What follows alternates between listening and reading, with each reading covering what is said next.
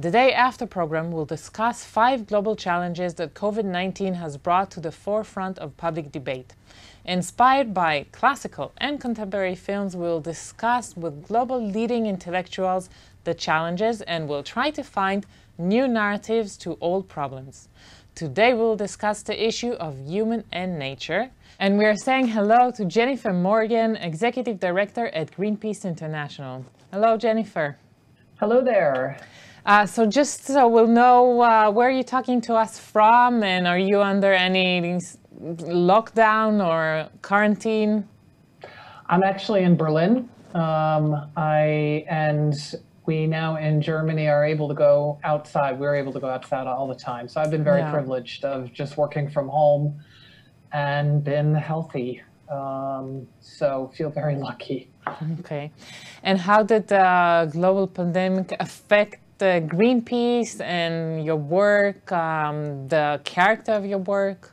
You know, the pandemic, in a way, it affected Greenpeace in different ways. First of all, we, of course, all needed to work from home. And make sure that our staff were all really well taken care of around the world. We brought our ships back to Northern Europe, make sure our crew was safe. But as importantly, we also really shifted our work because of this disruptive moment that we're in, because we recognize that, you know, people are in a disruption. The economic system, the system that has kind of built up is wobbling, and Greenpeace has a chance to go into that opening and work with people to create a better world. So we've shifted our campaigning quite a lot. You know, for environmentally minded people, the connection between the coronavirus and all the environmental issues that are on stake is quite clear. But not many people do this connection, which I find surprising. How are you trying to overcome this, or to raise awareness that this is not the last word of nature, you know, versus human beings? I think I think we try and do it in a number of different ways. I think, you know, first of all, it's been vital that taking care of people during this pandemic is the primary thing that leaders are focused on. It's what we've been focused on, acting in solidarity with healthcare workers, you know, supporting scientists, et cetera, on taking care of people. But I think the other piece is really to help people understand those connections between, you know, nature, and if you deforest a forest, if you export animals and do animal trafficking, and people get on planes, you know, those things can bring these types of risks into the world. And also that we're all connected. I think, you know, if you work on climate change, you know that the action of one government or a company or a person can impact somewhere else. But I don't think people really get that. But with this pandemic, it's quite clear that you have a responsibility to your neighbor. And I think that's something that people can relate to, and hopefully bring that forward in their lives, you know, after the pandemic is done, whenever that is. And another connection is between the meat industry and the pandemic. I see there is a debate in the States because the major hotspots of coronavirus was in places where there are meat processing factories. Actually, 50% of the hotspots are due to those meat processing factories.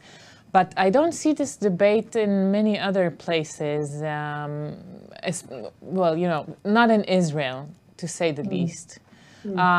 Is this something you're aiming to talk about? Will this be part of your future campaign?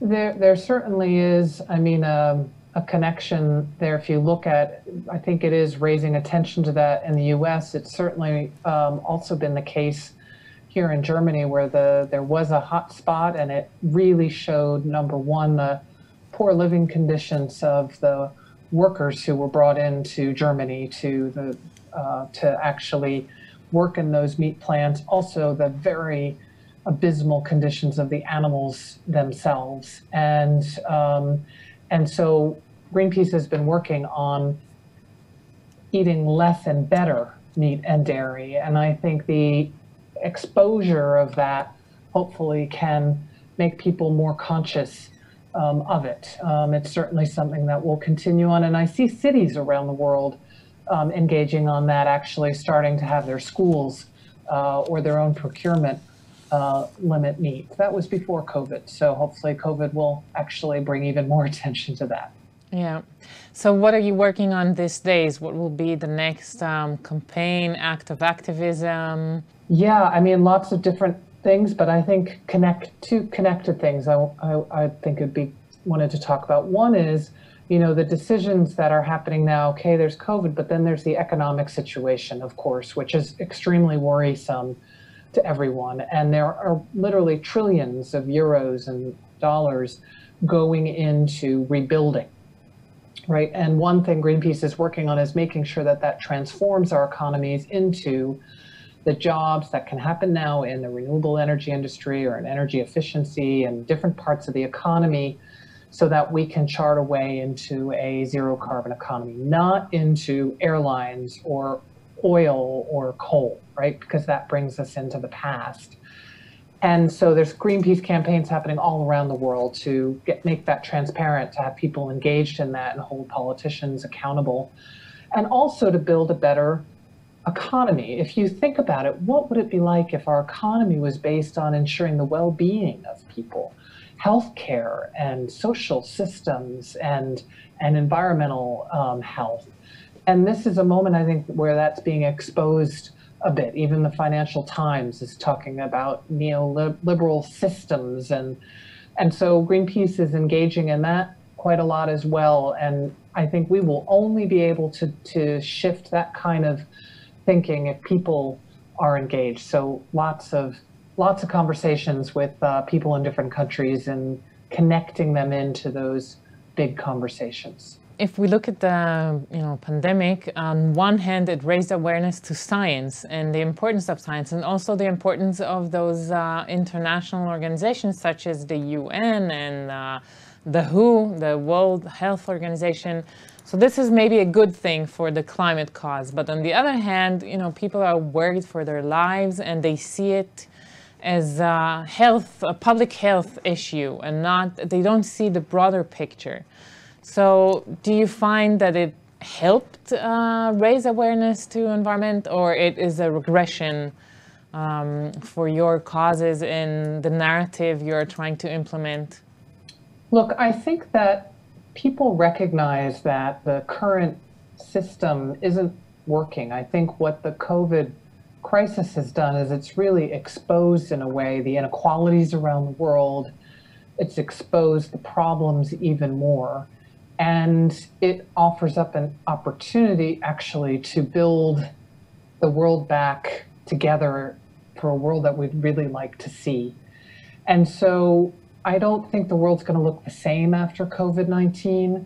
I think the task right now is to actually build in that kind of that compassion and the courage and that we've seen of people and how they've responded to the COVID crisis now into actually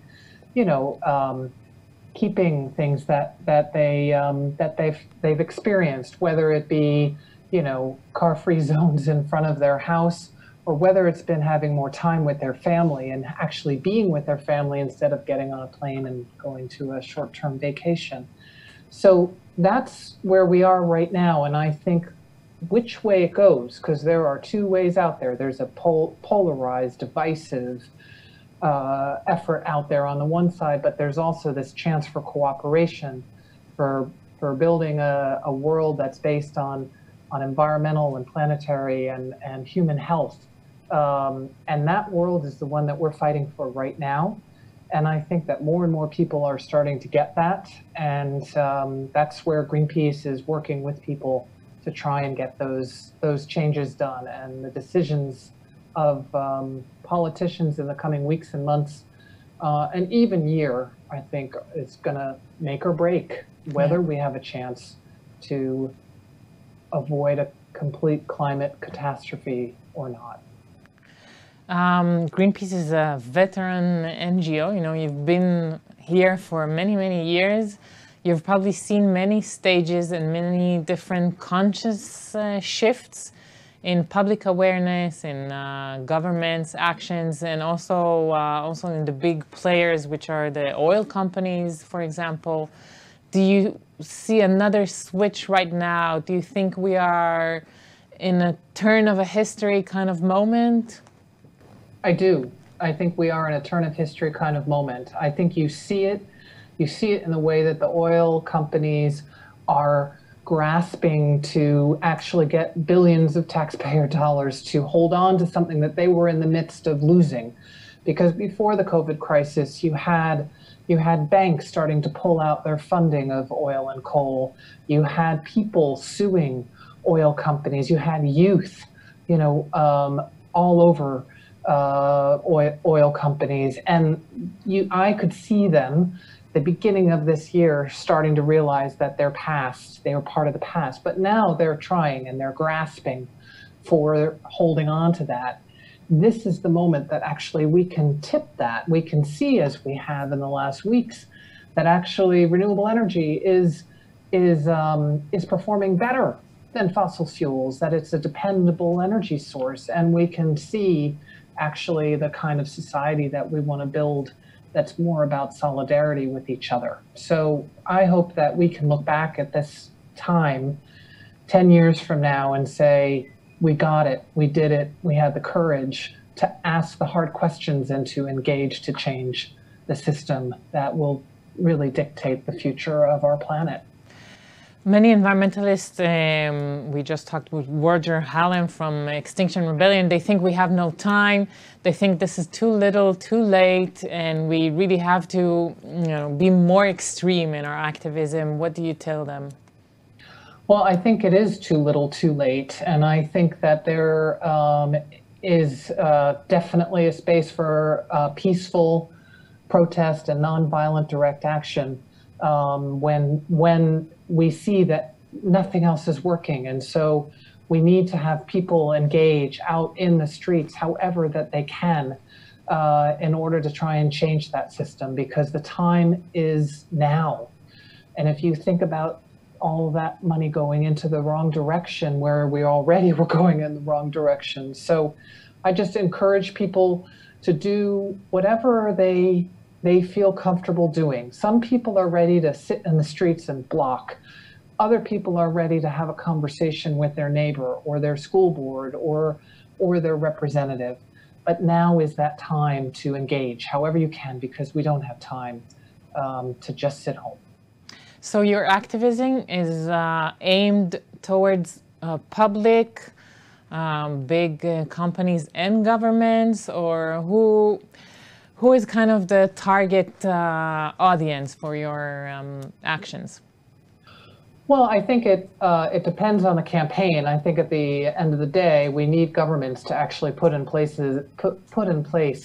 laws that phase out fossil fuels, laws that create sustainable mobility systems, and that people can get around without polluting. So you need those laws, but we need a power shift. And the power right now in a lot of countries is in the hands of corporates.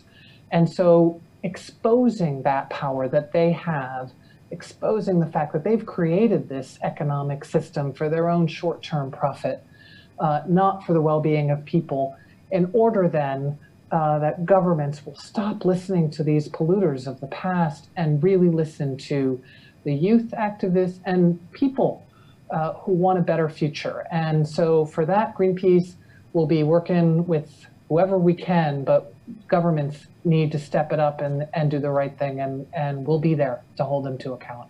So with this, we'll finish. I thank you, Jennifer Morgan, the Executive Director of Greenpeace International. Thank you. Thank you very much.